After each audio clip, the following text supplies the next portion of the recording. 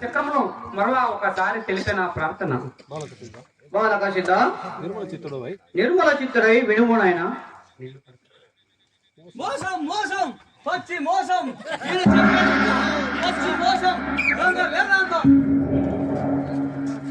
ఎవరైనా నువ్వు బాలక సిద్ధ అతను ఎవరో విచారించు నాయన.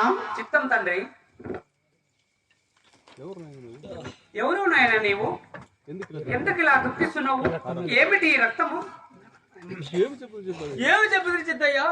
ఏ చెబుదామన్నా దిక్కు దోసకుండా ఉంది. హాయిగా నిద్ర నా భార్యని పొట్టన పెట్టుకుంటుంది. దుఃఖించకు నాయన. నీకు ఏముపత్తి వచ్చిందో చెప్పుము, మా గురుదేవులు తీరుస్తారు.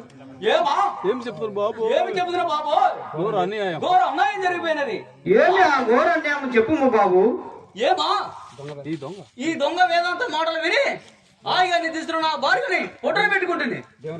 దేవుళ్ళనంతా ఒకటేసారి చూద్దామని, మోక్షానికి వెళదామని నా హాయిగా నిద్రిస్తున్న నా భార్యని పొట్టన పెట్టుకుంటుంది. నా వేదాంతం. అయ్యో నా వేదాంతం నీవెప్పుడు వింటివి నాయన? అసలు సంగతి ఏమిటో వివరముగా తెలుపుము నాయన. ఎప్పుడా? ఇందాక సిద్ధగారితో చెబుతుంటే పొట్టలో నా దేవుళ్ళు గణపతి విష్ణుడు అందరూ ఉన్నారని చెబుతుంటే నా చెవులారా విని హాయిగా నిద్రిస్తున్న నా భార్యని పొట్టన పెట్టుకుంటుంది. చూస్తే పొట్ట చెప్పి చూస్తే దేవుళ్ళు లేరు జీవులు లేరు, అంతా మలమూత్రం దుర్వాసన.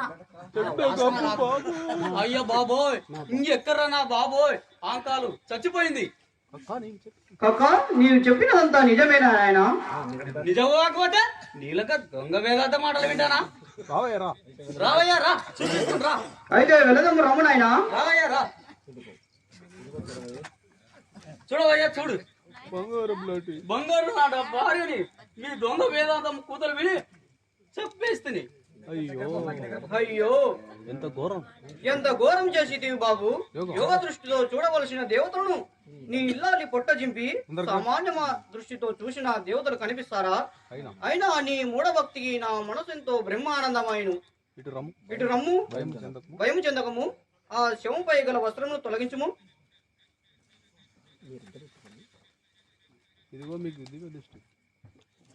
ఇదిగో మీరు ఇరుగురు ఆ శవము సమీపన కూర్చుండుము. మీకు దివ్య దృష్టి. ఇదిగో మీకు దివ్య దృష్టి సంగతిని మీరు చూడవలసిన దేవతలను ఆ శవమందు చూడుము.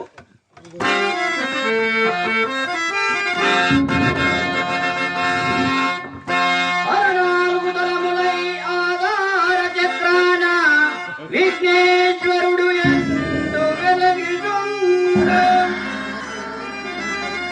గట్టల ముల్గల సాధిష్ట చక్రాన బ్రహ్మదేవుడందు ప్రబలియుండు, హరిదలంబు తప్ప మణి పద్మ చక్రాన విష్ణుదేవుడందు వెలగిచుండు, మణిపద్మ చక్రాన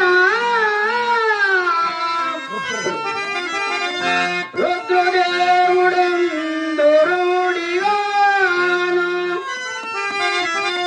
హరియన పరియారు దళములై వరమునట్టి దేవుడు విద్యుత్ చక్రాన చేరియుండు,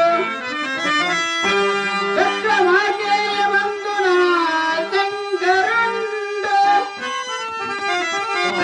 బలబలత్కారమున బలరువురు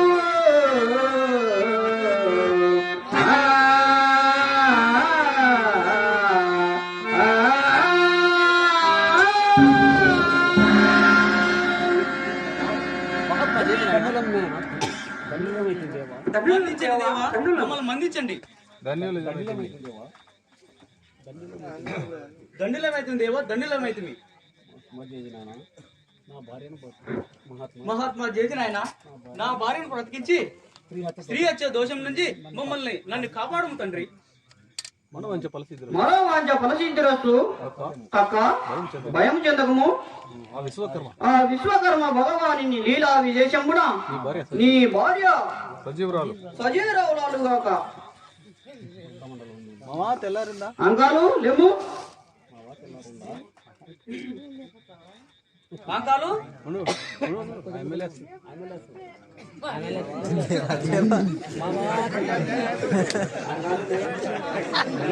కాంతాలు లేయి లేవే లేయి కాంతాలు లేయి అంతా సమలోడు దేవలే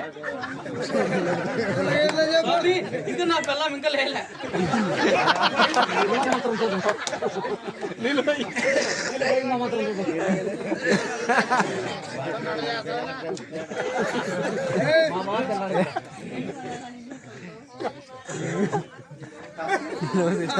కాంతాలు లేవే లేయి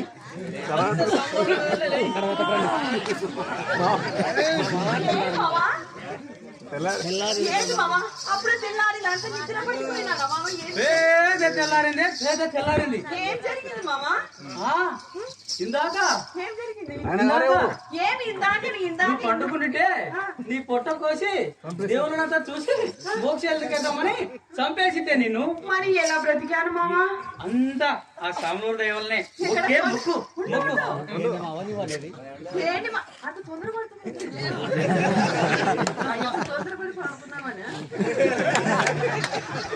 మామీ మామా మరి వాడు సాంబ్లోరు ఇందాక నేను చెప్పలేదా ఊర్లో సాంబ్లోరు పెద్దగా గడ్డము ఈ పూర్తి తీపిస్తున్నారు ఆయన వీరు అందుకనే మన ఇంటికి వద్దకు వచ్చినారు. మరి మామా ఆ సంగతి అడిగినావా? ఏ సంగతి? మందమతి మొగ్గుని ఎట్లా నన్ను మా అన్నగారు నన్ను ఇవులు ఎవరున్నారో మా అన్నగారు తెలియదు నాకేమో తెలియదు.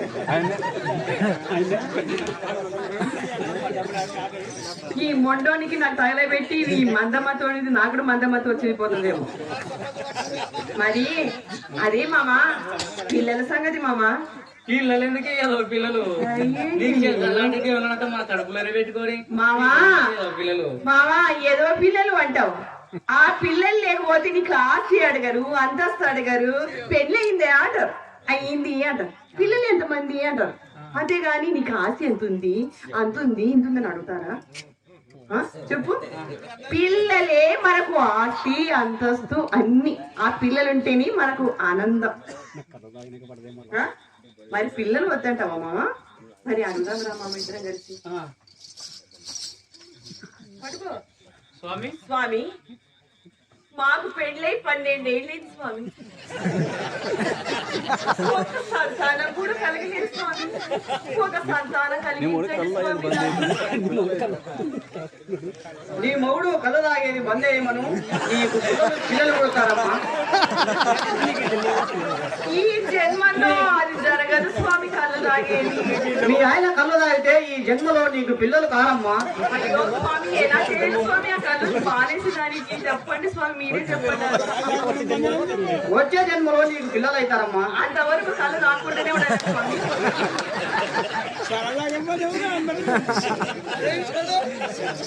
సరేలే స్వామి, ఈ జన్మకు నా రాతి ఇంతే అనుకుంటాను స్వామి. మరి ఏం చేయాలి? ఆ మొగంతో సంసారం చేయక తప్పదు కదా.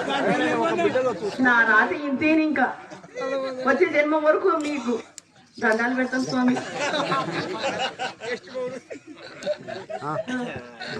దండాలు స్వామి దండాలు. ఈ అనరాని మాటల అని మిమ్మల్ని పాపను మూట కట్టుకున్నాను. ఈ పాప ఆత్మని క్షమించి ప్రార్థిస్తున్నాను.